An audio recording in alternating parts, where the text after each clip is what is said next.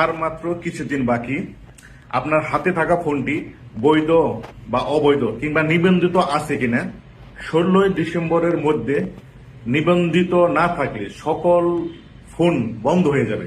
যাদের নিবন্ধিত নাই ফোন বন্ধ হয়ে যাবে। তো এই জন্য আপনি কি করবেন, মেসেজ অপশনে যা চেক করবেন। মেসেজ অপশনে যে বড় হাতের KYD, বড় হাতের KYD লিখে একটা স্পেস দিবেন।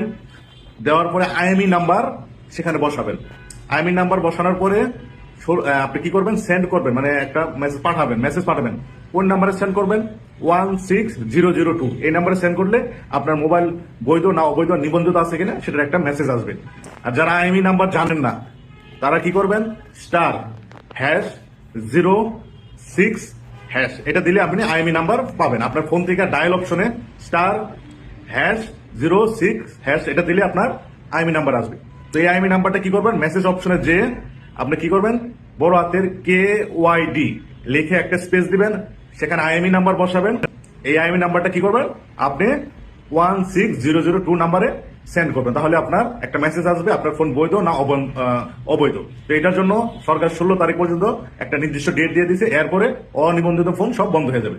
ভিডিওটি সবাই শেয়ার করুন, সবাইকে জানান।